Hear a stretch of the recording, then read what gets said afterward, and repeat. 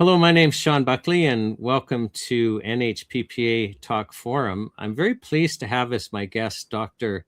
Jessica Rose. And Jessica, a lot of people watching this show will not know who you are, so I'm going to go through some of your credentials, although I'll let everyone know I've known Jessica for quite some time, and I'm very excited to have her on the show.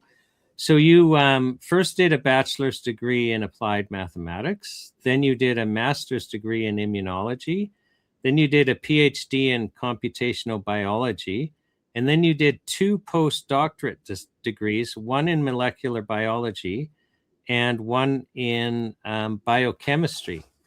So it's seldom that, I run across people that have done some postdoc degrees, but usually not two. So kudos to you, and my word, that would have been painful. Just to give everyone kind of a context, we're going a little bit of a different direction today. I saw a chart that Dr. Rose had prepared. Dr. Elizabeth Eves was on a podcast, and I saw a chart, and I thought I wanted to ask Jessica about that. But just to kind of give some framing, is in September of 2025, Rasmussen in the United States did a poll. And the results of that poll is that 56% of the Americans that were polled found or believed that the COVID-19 vaccines had caused let me just look at the number or the wording, significant number of unexplained deaths. And now, whether they did or didn't, that represents a significant percentage of popular opinion. Now, we don't have comparable numbers for Canada, but when you've got a sizable group of the population believing that an intervention that was strongly pushed by governments around the world, including the Canadian government, caused harm, then I think there's a responsibility to look into that quite strongly and start asking questions, because without looking into it, the population is really kind of lost without really hard data and without without a reasonable inquiry. So I think there's a public responsibility to do that. I'd looked just briefly at the Canadian statistics. So this is just relying on Health Canada, that as of June 30th, 2024, excluding the province of Alberta, 81.8% of Canadians received at least one dose of the COVID-19 vaccine. And by Health Canada's count, that's 28,716,557, excluding the province of Alberta. So, and, I've got no reason to believe that the rates were any lower in Alberta than the rest of Canada. So that would be, north of 30 million people then in Canada received at least one dose. Now, and if there is a concern about this, again, I think we need to start having an inquiry, and then just going anecdotally about cancer is, I'm hard pressed now for a week to go by where I don't find myself engaged in a conversation about cancer that I did not initiate. In fact, I don't even want to talk about it. Everyone's talking about strange cancers.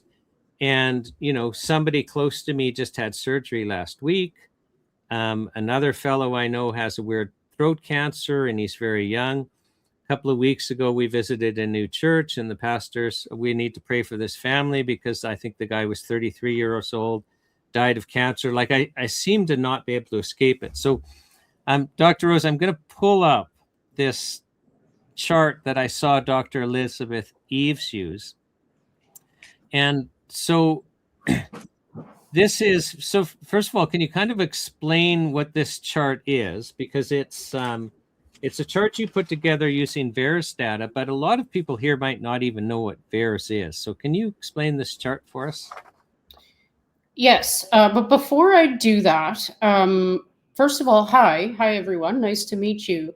And I have to agree with what you said. I mean, it's you can't go almost a day without hearing about somebody having some kind of story involving not just rare cancers, but cancers in youthful people. I mean, these are anomalous stories, and they're just gaining a lot of momentum. So, like you, I'm a little bit of an investigator and trained to do that. So, well, I'll go into VAERS now. So, because it's part of the reason why I know you. I wanted to, for myself, understand what I was starting to see and hear, not just on the ground, but clinically and also in databases around the world. So I launched into I'll call it a project that's ongoing back in 2020 to examine the VAERS database, which is the Vaccine Adverse Event Reporting System database in the United States. And the reason why I chose this database is because it's accessible. You can just go to the VAERS website and download the data. And with even minimal experience with data analytics, you can generate pictures that tell a story. And the reason this data is important in the context of, say, a new product on the market, including a vaccine, is because this is specifically for detection of safety signals in the context of vaccines. It's called the pharmacovigilance database. So this is its function. If there's an anomalous signal, then the idea is that this kind of database will reveal that.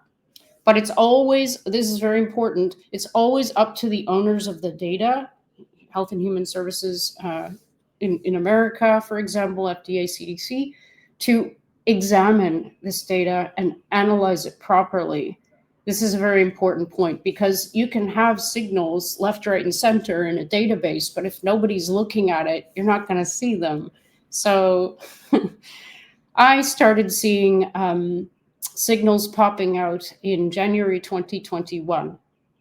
You heard that correctly. January 2021, I saw a death signal that was higher than what would have been considered acceptable in the context of vaccines in any previous year. So I basically started publishing papers. I started getting vocal about the need to address this. Really, really simple. I mean, if there's a signal, it has to be addressed, it has to be analyzed, and it has to be proven to be a safety signal or not. So many other people have done the same kind of analyses. I mean, we're talking specialists from all over the world, medical doctors, nurse practitioners, parents, just everybody started looking into this. And there's still no question that there are safety signals no matter what adverse event you pick. So Can I just follow up with what you're saying?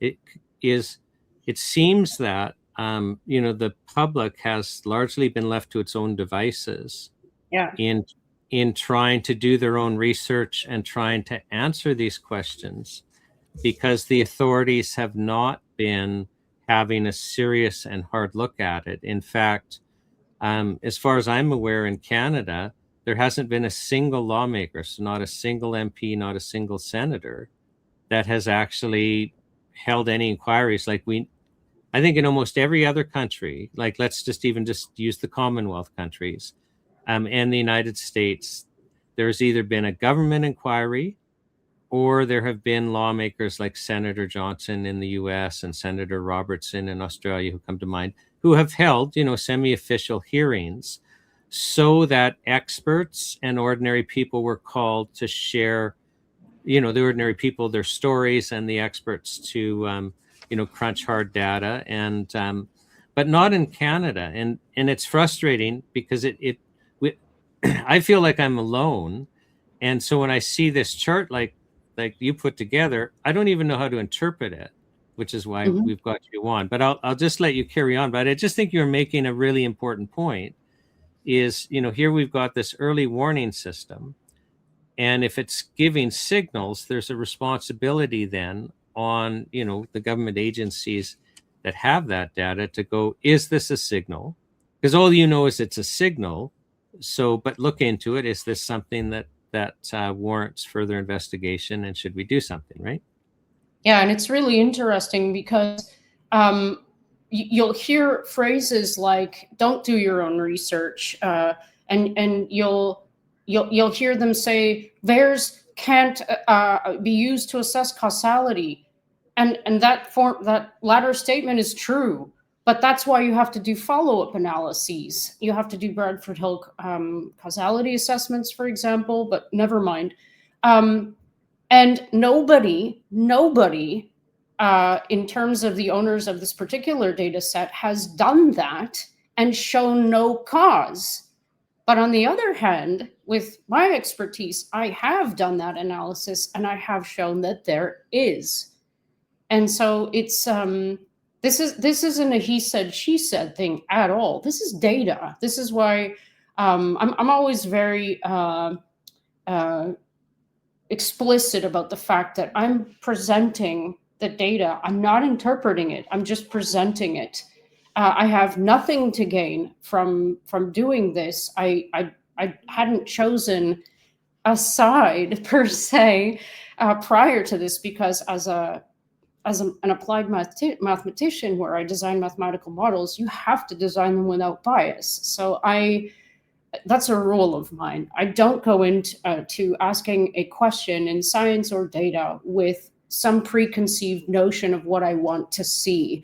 Um, I could argue that there are some people who do that, but I'm not one of them. So this was all a huge surprise to me when I started seeing these signals, by the way. And as time has progressed, the signals just got louder and louder and louder. And there's a classic chart that I've made. This was way back in 2021, where if you this VAERS database has been on the go since 1990, and you can access that data, and you can simply download it and plot every single adverse event report that was reported for each year on an XY plot, where you have the number of reports on the y-axis and the year on the x. And what you see since 2021, when you see something that I'm calling the bungalow skyscraper plot, as of 2021, you have this enormous anomalous peak in absolute counts and also rate, according to the total number of reports filed. That has never been explained or assessed by the authorities that be.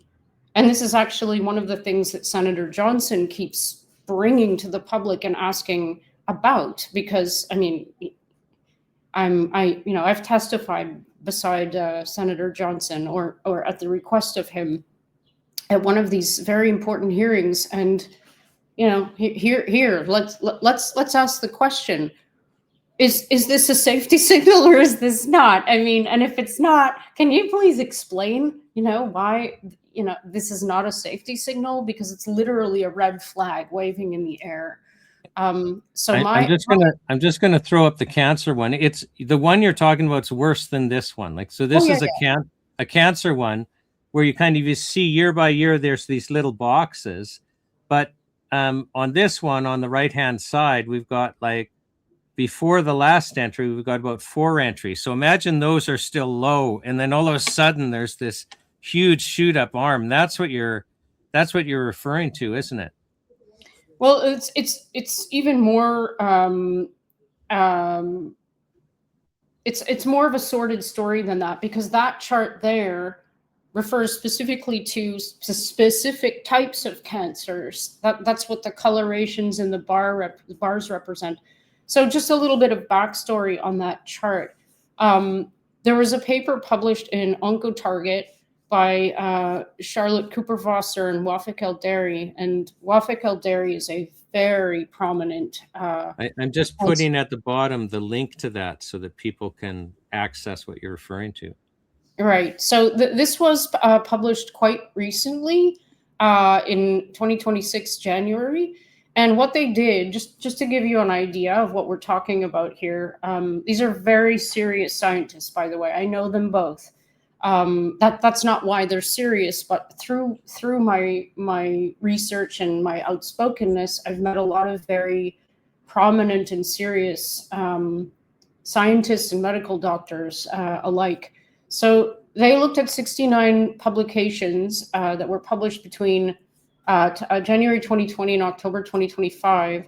And this data covered 27 countries. There was population level data.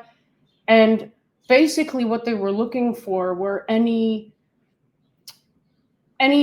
anomalous reports, like were there more cancers that involved the blood, for example? Were there more tumor reports, solid tumors? Were there more virus-associated type of cancers? So that's exactly what they found when they looked at this, when they did this massive literature review and put all of the data therein together. So what they found were recurrent patterns. Unusual rapid progression, recurrence, reactivation of prior disease, atypical cancer presentations, and those often occurred near injection sites or local draining lymph nodes.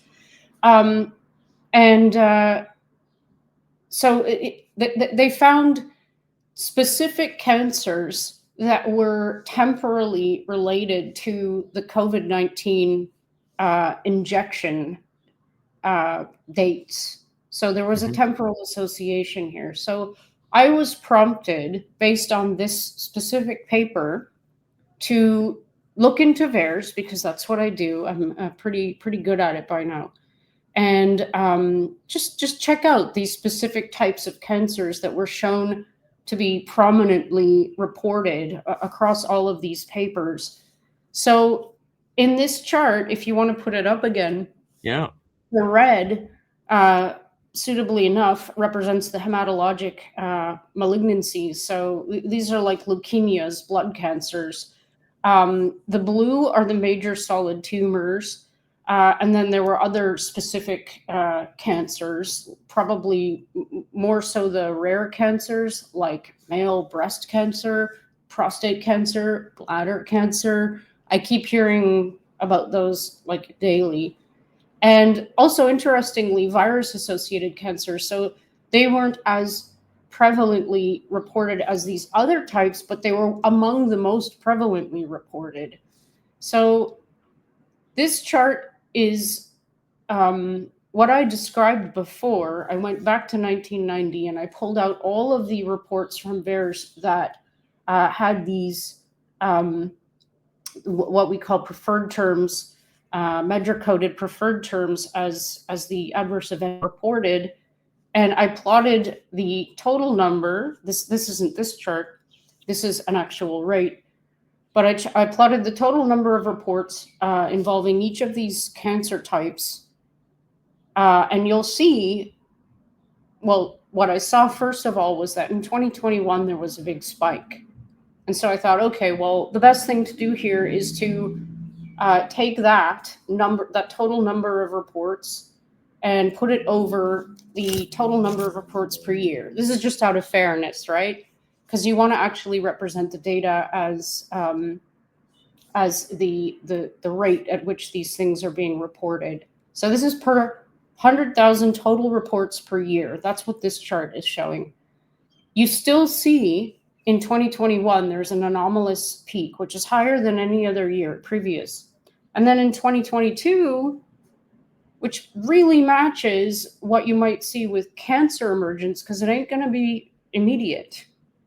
And you also have to consider the fact that many people are not going to report a cancer that may be emergent and associate it with a vaccine that they got. This is a huge problem. Let's stop there for a second, because what this is this is a database in the United States for people to report injury that they believe is associated with the vaccine. And the point you're making is it may not be obvious when somebody gets a cancer that they should do a report to this database associating it with the vaccine. And am I correct that a lot of the people filing in this are medical doctors? That Yeah, then it's would like be 69%. right. That's so that are drawing that correlation, at least in their minds, that well, wait a second, this is a safety signal database. I believe I should file this report associating a cancer They're with the actually vaccine. legally, they're supposed to do it by law. Even if they don't know if there's a causal link, they have to report if they suspect a link. And this is usually based on temporal proximity. Okay. And just yeah, so when I'm looking at this chart, like, I mean, I want to look at the far right bar, which is 2026, but you're drawing our attention to, backing up 5 years to 2021, which, compared to the years following is small, but it's still the biggest. 2021 is bigger than all of the other VAERS years previous. And the only change, or one, the big vaccine change in 2021 was the introduction of the COVID-19 vaccines, which is why it's a safety signal to look into. It doesn't say it's causal, but it's a safety signal. And then following it, like 2022, it's so much higher than the other ones. So I'm sorry I interrupted you. I'll let you carry on and No, explain. keep doing that because we want everyone in the audience Mhm. to understand and also be interested because, like you said, I'm absolutely sure that even if people aren't familiar with me or what I'm doing, that they can relate to this cancer emergence story since 2021. So yeah, it's just risen. The rate of reporting has risen over the years, and then you point out this real anomaly in 2026, but it's really important for people to understand that this is the number of total reports filed to VAERS. This isn't in the context of just the COVID-19 vaccines, but this is prevalently, it's like 90 something percent over the total number of reports of these or in that year. So this denominator includes all the products and the numerator as well. So it's you could have, if I'm not sure anybody knows about fractions, but you could have a small number over a small number, which would give you one outcome. Like 1/2 would be 50. If you increase that bottom number 1/4, it's going to be smaller, right? So what's going to be really interesting to map out, let's say, as the year progresses and as the data fills in, is what happens to this bar. Because what I anticipate is the number of reports, the total number of reports will accumulate. The total number of reports of cancers will accumulate. So this bar might actually, this is a ratio of the specific to the non-specific, that will actually either taper off and level off to the same level as the previous years. That's what I would expect based on the trend. However, that might not be what happens, and then that's even a more prevalent signal.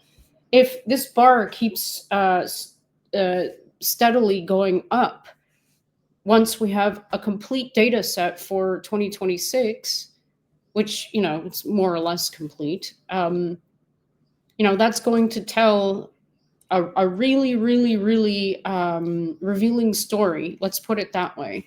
So these are the things that you have to do with this kind of data. You have to ask valid questions that make sense, that are they're plausible in as a biological mechanism. First of all, many people have like I didn't mention this before. That anomaly, that spike in the bungalow skyscraper plot that I mentioned before, I don't think I mentioned what the numbers were, and this is really Mhm. important. The total average number of reports to VAERS for all vaccines combined in like from 1990 to 2020 was like pretty even Steven like this. It was about 39,000, okay? And then in 2021, all of a sudden, it rose up to 1 million. 1 million versus 39,000. That's not subtle. That's not 39,000 to 50, which would still comprise a signal that's worth investigating. This was 1 million. We're talking about millions of people reporting various and sundry. Like I said, whatever you can think of. This isn't just about cancer. That's what we're talking about today. But we're talking about all sorts of things, and that does include death in temporal association to getting one of these shots. So yeah, it's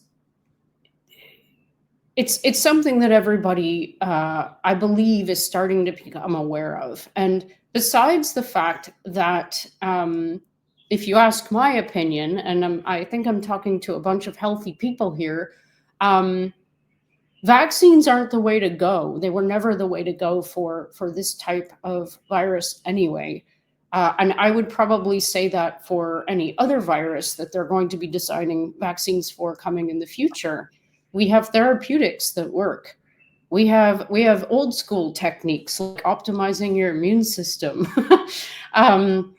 So yeah, I just wanted to throw that in because I mean, I didn't get these shots because I didn't. With my background, I just didn't see a need. I'm like, well, if I get it, exposed to SARS-2, then I'll get over it, and that'll be that. I'll have immunity for life, and that's what happened.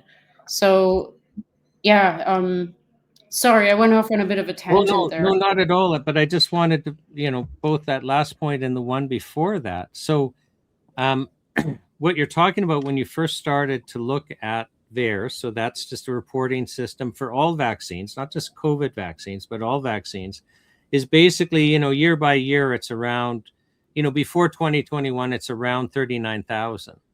And it's not going up or down significantly. It's just kind of trending around 39,000 reports a year to this government database where, based on, temporal factors, reports of all injuries are being reported at a rate of roughly 39,000 a year. And then we introduced the COVID-19 vaccine in 2021, and the reports go from 39,000 to 1 million. And your point is that's such a significant change that even, doing the fraction analysis, it jumps out as a safety signal that demands investigation. And it's just funny, we weren't planning on going here, but isn't Senator Johnson holding hearings in the US basically on how the CDC went out of its way to ignore these very safety signals you're talking about in VAERS? Yeah, that's another interesting story. So there are statistical techniques that you can use to hide signals in data. It just depends what you use, which is why I hate statistics, by the way. So yeah, there were some people who are working in the FDA. This is one of the agencies under HHS that is responsible for, the people being safe in the context of vaccines, for example. They have access to this data. And there were some benevolent, brilliant brains saying, hey, I rewrote the way in which we can analyze this data. I'm trying to put this in layman's terms, and it reveals much more than the current system that you're using is revealing. I won't use the names because it's irrelevant. So there's a way in which you can assess statistically, numerically, whether or not something comprises a safety signal. Well, it's called the PRR, proportional reporting ratio. And these guys claimed that they had a better system that was much more sensitive, that was revealing far more damage based on this data. It was irrefutable, and they got brushed aside. That's what happened. So this was intentional. There were people within this agency that were really like, they were doing what I've been doing for years. Like, here, like, we've got something beautiful for you. Like, use this. This will tell you the truth about the safety signals in VAERS. Here, use it. And nope, they were pushed aside. So you have to ask yourself why. In the context of a signal that's so obvious. I mean, a 2-year-old would look at it and point at it and say, like, it's evident.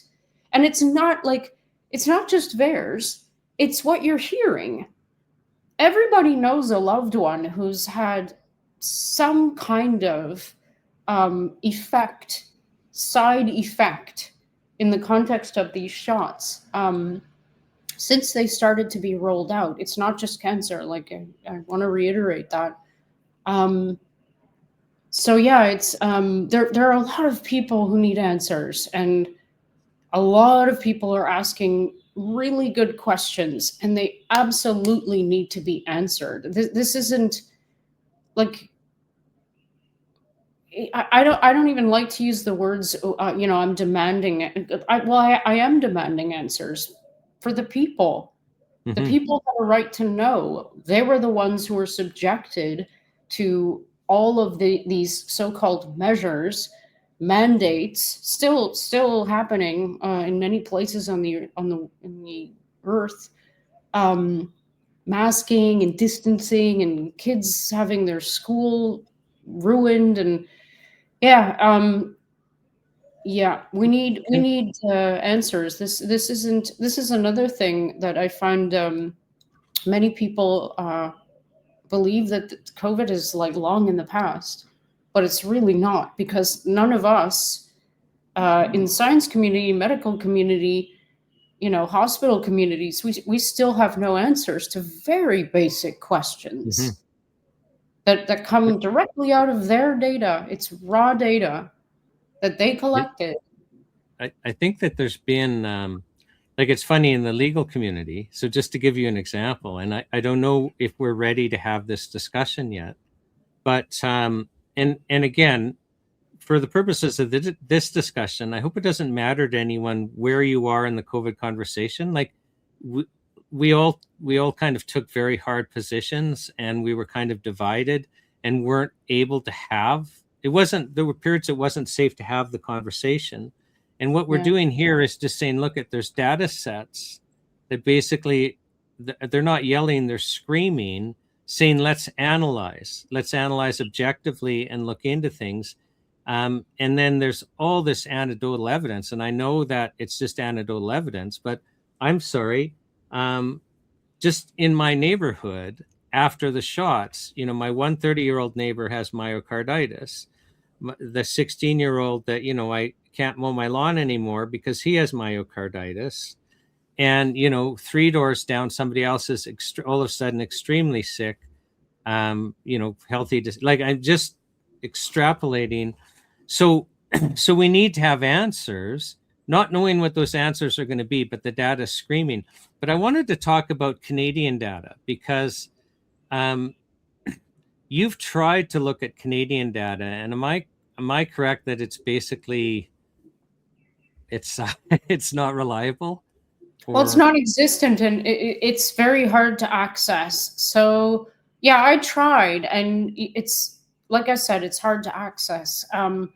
The data that I did have a go at, I think it was, I had a go at Alberta data and Ontario data, maybe Quebec, I don't remember, it was a long time ago.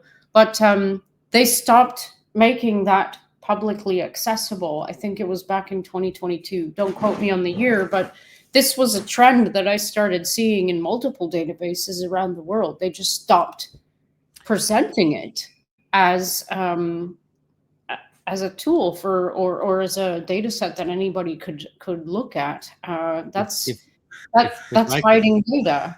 Yeah. Well, if I can chime in just on, what I know, and as we're having this discussion, and I appreciate you have to go soon, so we'll try and be succinct. But as we're having this discussion, like VAERS is meant not to show causality, but just, hey, wait a second, look, is there causality here? And we have the adverse reaction reporting system in Canada, which is meant to, again, it's all, it's just meant to be a flag so that you look into it. Before COVID, any citizen could go online and file their own report, and any doctor could go online and file the report. But magically, before COVID, that online reporting was taken away, and the provinces changed it. It's interesting. It's federal. By law, you have to report if certain criteria are met if you're a medical doctor. And it used to be you would just file directly. I think it was Dr. Phillips that was a witness at the National Citizens Inquiry. Basically, he's working at a clinic. It's, early in on the vaccine thing. He believes, I'm just guessing the number, 10 people, that he's obligated to file a report. Well, it doesn't go directly to Health Canada now. It goes to a provincial panel. And, hardly any made it to Health Canada. And he got publicly disciplined for filing reports to what's supposed to be not causality, just an early flag. And because he was disciplined, the message to all the other doctors were, don't you dare file these, ignore the law, or, we're going to discipline you. And when I see stuff like that happening, you can now report online again. COVID's passed, and Health Canada got embarrassed because it became public that they had ceased this. But basically, it's led me to just be really concerned that we have such underreporting. And I wanted to just ask you about VAERS. VAERS reports numbers. What percentage of actual reports, like, I'm trying to figure out how underreported VAERS is. Like, do we look at that data and go, oh, for sure, that's 100% of cases that doctors should have? Has anyone looked into that, just so that we can kind of get an appreciation of the meaningfulness of the numbers? Okay. Yeah, I published this in my second paper, Critical Analysis of VAERS. You can look that up. Just type in Critical Analysis VAERS, Jessica Rose. And I calculated that it was based on the serious adverse event reporting assessment done by Pfizer, according to their phase 3 clinical trial data. So it was about 30 times. So it's about 30 times underreported, according to my analysis based on Pfizer's own data, their clinical data that they drew from their trial. So that probably doesn't apply to death specifically, but that was the rate that I calculated. Many other people came up with a rate that was pretty much the same. So when people reproduce, a signal using different methodologies and using different data, and they come to the same result, that's pretty powerful. So I would pretty solidly say that I believe that VAERS is underreported in the context of the COVID shots about 30 times. Death is probably closer to 10, because it's far more likely that somebody is going to report a death in temporal proximity to getting a shot than something else, right? Because it's more serious. So this is a very important point. All of the data that I ever present as absolute counts, that's just the number that you literally just count up how many you see. These are the underreported values. So whatever number that you ever see me report, you have to multiply that by at least 30. So that's kind of a striking thing to think about, and for me to say, because when you think back to that million reports that I talked about, you have to multiply that by 30.